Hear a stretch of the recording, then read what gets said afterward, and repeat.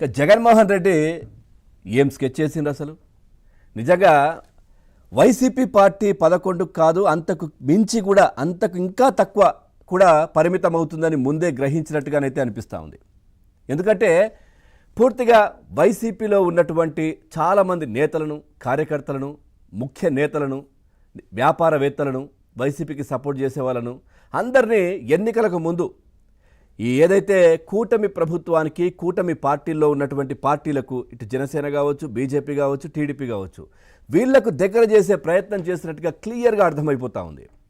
జగన్మోహన్ రెడ్డే కాదు, ఇటు పెద్దిరెడ్డి రామచంద్రారెడ్డి వీళ్ళందరూ కూడా, అంటే ఏదైతే వైసీపీలో ఉన్న కీలక నేతలందరూ కూడా వాళ్ళ దగ్గర ఉన్నటువంటి కీలక నేతలందరినీ కూడా ఈ కూటమి దగ్గరికి పంపించే ప్రయత్నం చేశారు. ఆ లింకులన్నీ కూడా బయటపడతా ఉన్నాయి.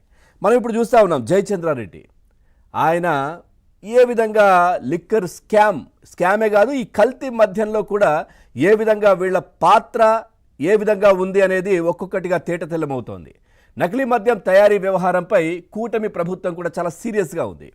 వైసీపీ హయాం నుంచి నకిలీ మద్యం తయారీ కేంద్రం ఇక్కడ ఏర్పాటు చేసుకున్నట్టుగానైతే తెలుస్తూ ఉంది. నకిలీ మద్యం తయారీ కేసులో ఒక్కొక్కటిగా బయటపడుతున్నాయి వైసీపీ లింకులు, అన్నీ కూడా వైసీపీ లింకులే. నిజంగా చెప్పాలంటే దీంట్లో ఒక్కొక్కటి బయటపడుతున్నంతా కూడా వైసీపీకి సంబంధించిన వాళ్ళే. ఎవరు? జయచంద్రారెడ్డి. ఆయన వైసీపీలో నిజంగా చెప్పాలంటే ఒక మంచి పొజిషన్లో ఉన్నటువంటి వ్యక్తి. పెద్దిరెడ్డి రామచంద్రారెడ్డి మిథున్ రెడ్డికి నమ్మిన బంటు. నిజంగా చెప్పాలంటే ఉగాండాలో మిథున్ రెడ్డి తర్వాత ఈ జయచంద్రారెడ్డి ఇద్దరు కలిసి అక్కడ లిక్కర్ వ్యాపారం కూడా చేసినట్టుగా దానికి సంబంధించిన డీటెయిల్స్ కూడా వస్తూ ఉన్నాయి. సో ఈ విధంగా కూటమి ప్రభుత్వానికి ఎన్నికల ముందు దగ్గరైపోయి 7 నెలలు ఉందనగానే బీఫామ్ తెచ్చుకునే ప్రయత్నం చేశారు. ఆ తర్వాత ఆ నియోజకవర్గంలో తమ్మళ్లపల్లి ఆ ఏరియాలో పెద్ద ఎత్తున కూడా వ్యతిరేకత రావడంతో అవన్నీ కూడా పక్కన పెట్టేసినటువంటి పరిస్థితి. కానీ ఇక లాస్ట్ మూమెంట్లో ఆయనకు టికెట్ ఇవ్వాల్సి వచ్చింది అనే విషయాలు కూడా బయటకు వస్తున్నటువంటి పరిస్థితి. మొదటి నుంచి కూడా అందరూ చెప్తా ఉన్నారు కూటమి ప్రభుత్వం జాగ్రత్తగా ఉండాలి.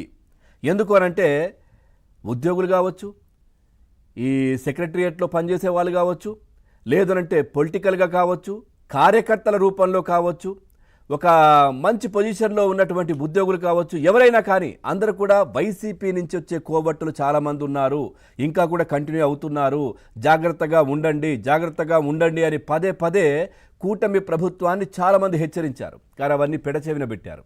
ఇప్పుడు ఏం జరుగుతోంది? సో ఆ వచ్చినటువంటి వ్యక్తులే ఈ విధంగా స్కామ్కు పాల్పడుతున్నటువంటి పరిస్థితులు, ఈ లింకులన్నీ వైసీపీ జగన్మోహన్ రెడ్డి వైపే చూపిస్తున్నటువంటి పరిస్థితి ఇప్పుడు ప్రస్తుతం మనకు కనిపిస్తూ ఉంది.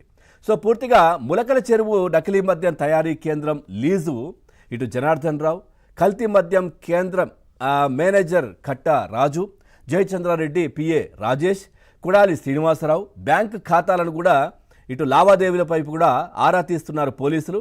అట్లాగే ముఖ్యంగా గూగుల్ టేక్అవుట్ ఆ తర్వాత కూడా వీళ్ళందరూ కూడా కూటమి ప్రభుత్వానికి దగ్గరైన తర్వాత ఈ జయచంద్రారెడ్డి ఎక్కడెక్కడ మాట్లాడారు, ఎవరితో మాట్లాడారు, ఇంకా ఎవరితో టచ్లో ఉన్నారు, ఇవన్నీ కూడా బయటకు తీస్తున్నటువంటి పరిస్థితి. ఎన్నికల ముందే టీడీపీలో అనూహ్యంగా ఆయన చేరారు, టికెట్ తెచ్చుకున్నటువంటి పరిస్థితి. ఆ తర్వాత కూడా ఈయన ఏం చేశారు?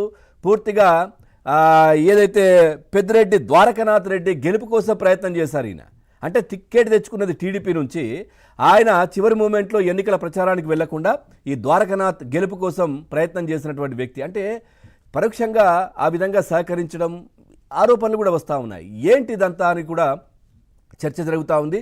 పూర్తిగా ఇప్పటికైనా కూటమి ప్రభుత్వం జాగ్రత్తగా ఉండాలి. ఎందుకు అనంటే చాలామంది కోవట్టులు, ఇంకా వైసీపీ జగన్మోహన్ రెడ్డికి సంబంధించిన వ్యక్తులు లీజులు ఏదైతే గనులకు సంబంధించి కావచ్చు, వ్యాపార లావాదేవీలు కావచ్చు, పొలిటికల్గా కావచ్చు, చాలామంది కూడా కూటమి ప్రభుత్వంతో టచ్లో ఉన్నారు, కూటమి ప్రభుత్వంతో దగ్గరయ్యే ప్రయత్నం చేశారు. అంతేందుకు మొన్నటికి మొన్న మనం శ్రీలక్ష్మి గురించి కూడా చూసాం.